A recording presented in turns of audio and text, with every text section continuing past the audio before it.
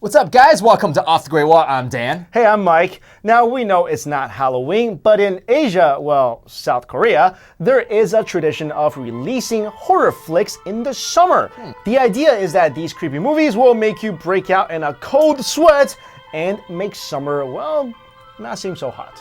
To honor this tradition, we have compiled a list of the 5 scariest urban legends that inspire Asian horror films. And ironically, most Asian urban legends actually come from Japan and not South Korea.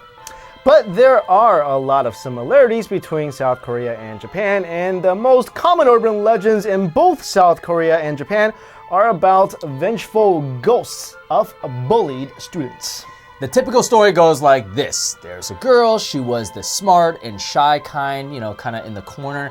Then the bullies make her life so miserable that the girl sees no point in living any longer and takes her own life by jumping off the school roof.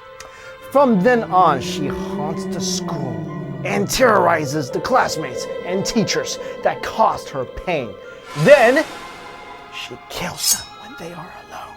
However, today we are not going to tell you a version of that story. Today, we're going to tell you the spine-chilling, bone-tangling stories that make you... Okay, let's get on with it. The first urban legend is the Okiku doll from Japan. In 1938, a young man brought a box to a local temple in northern Japan for safekeeping. Inside the box, there was a ceramic doll along with the ashes of his dead sister. Creepy. He had bought this doll for his sister Okiku 20 years ago, and she had played with it every day. Unfortunately, she tragically died a year later when she was only 3 years old. The brother went off to fight in World War II and did not come back to the temple until 1947. When he saw the doll again, he was extremely surprised. The doll's hair had grown down to its shoulders. Later, a specialist from Hokkaido University examined a piece of the doll's hair and concluded that it was human hair. Creepy! Many people believe that the dead girl Okiku's spirit took over the body of the doll. To this very day, the doll resides in that temple, and it is said that even though the doll's hair is annually trimmed, it always grows back. Dude, that is so creepy. Imagine when you're a kid and you had a Cabbage Patch doll and the hair just kept growing. Yeah, the creepiest thing ever is always little dolls. Oh, heck yeah. Never keep those in your house. Why do girls play with these creepy dolls? Chucky, remember that? Cabbage Patch, even like those like girly dolls, like they're just like... Yeah, the scariest ones are the Victorian dolls. Yes, you know why? They just sit there. No, yes, and the eyes move. The eyes move. Whoa. Anyways, how come children and the supernatural always have this connection? It's like that movie The Shining or The Sixth Sense or the Japanese urban legend about Kuchisake Onna. What? Kuchisake Onna. She's a lady that children encounter when they walk home alone at night. Kuchisake is a lady that walks alone at night and covers herself with a surgical mask. Wearing a surgical mask is not uncommon in Asia if someone is sick and don't want to infect other people. Wow, she's so nice, preventing other people from being exposed to her diseases or whatever, right?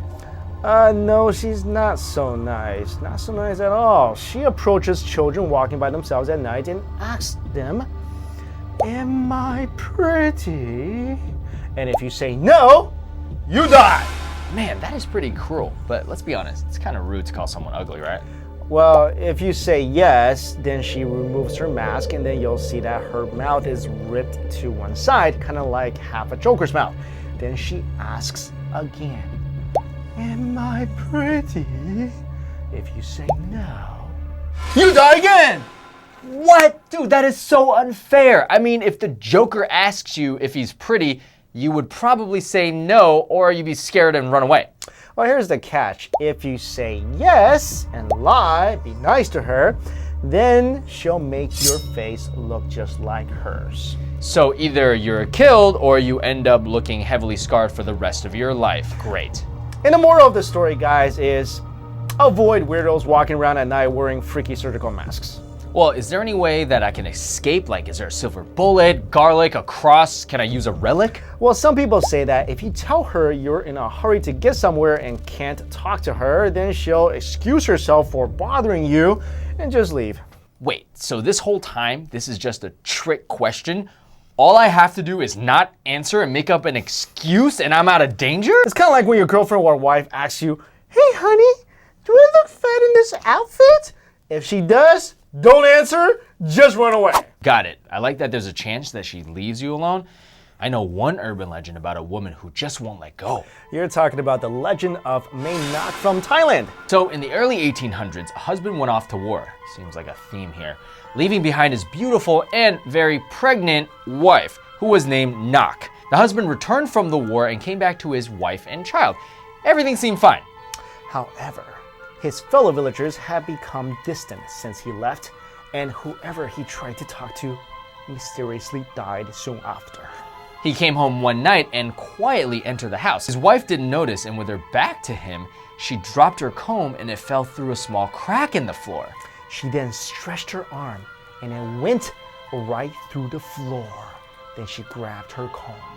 The husband then realized that something was horribly wrong with his beautiful wife, and then he ran to the nearest temple. He was then told that his wife and child both died during childbirth. All the villagers knew that he had been actually living with a ghost, but anyone who tried to tell him were soon killed by the ghost of the wife. At this time, the ghost wife, who was called Lady Noc, or in Thai, Manoc, found out what happened and tracked down the husband to the door of the temple. She couldn't enter since it was holy ground, so she terrorized the locals to vent her frustrations. She caused so much trouble that a famous Thai monk captured Manoc and sealed her in his wristband. It is said that the wristband came into the possession of the royal family and has been passed down ever since. Later, a shrine was created for Manoc and her child, and people visit each year to make offerings, asking for a safe childbirth or for their husbands to be exempt from going to war. Anyways, that's not that bad of a story. You know what I would have done though to prevent all this? If I was the villagers, right when he came back, I'd be like, dude, your wife's a ghost. And then he would have died. Oh yeah, that's right. But the bottom line is, she was a ghost that hurt people. Kind of like another urban legend about a guy in a red cape from Japan. Because he wears a red cape, his name is literally Red Cape, or in Japanese, Akamanto. Oh, and did I mention he had a pretty boy face? Here's my question. How come all the pretty people turn out to be like horrible, disfigured monsters in these urban legends? It's like, it makes me not trust any good-looking people. So you mean you don't trust me? You don't trust his face? No, I don't trust good-looking people. Good-looking people. Anyways, well, you know, sometimes beauty really is just skin deep. Anyways, it's said that in Japanese bathrooms, you should never go to the very last stall. Why? I always use the last stall because, you know, it's like a personal sanctuary away from all the other people. Dude, bro, I'm totally with you. And this also applies to like the urinals. Like, dude, there's bro codes, man, or urinal code. You don't just go stand next to somebody. No. Anyways, well, if you're in Japan, okay, let's just pretend you just had Szechuan hot pot if you're Mike, and now you're sitting on the toilet in the last stall. Okay, painful, but okay. You're just, you know, conducting your business, and suddenly you hear a voice. Would you like red paper or blue paper? Okay, it's freaky because I hate it when people talk to me anyway while I'm in the bathroom, so a random voice, fine, okay, I pick red. Wrong, you're killed. Okay, I take it back, I pick blue. Wrong again, you die again. Okay, wait, is this another trick question? Like, should I just not answer again? Bingo! Refuse his offer. Just go, no thanks, no paper, not today, blah, blah, blah, and you'll be fine. Okay, so either I die a horrible death on the toilet after my Szechuan hot pot, or I don't use any toilet paper. Yeah, either way, that sucks. But dude, there are worse ways to die. There are worse things than dying on the toilet without toilet paper after Szechuan hot pot. Well, you forgot about this next urban legend, again from Japan. This urban legend about Hitobashira, which translates to human pillar. This is a famous story involving the construction of the Matsu Castle in South Japan during the 17th century. There were many problems when building the castle, so builders looked everywhere for a solution. Nothing worked. Did they try duct tape? Because, you know, duct tape like fixes everything. I agree, but this is feudal Japan, so they didn't have duct tape.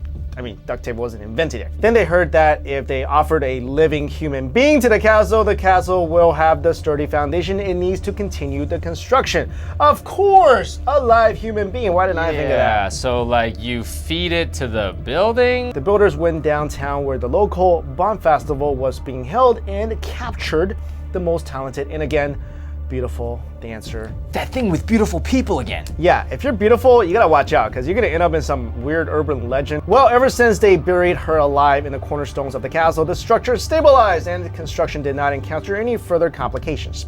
Wait, so let me guess. She became an evil spirit and started throwing stones at the workers? Well, she was pretty mad. Legend never mentions her spirits appearing, but does say that each time a girl danced in the streets of Matsu, her anger would shake the entire castle from the structure's very foundation. It's because of this that a law had to be passed to prohibit public dancing. Like crazy.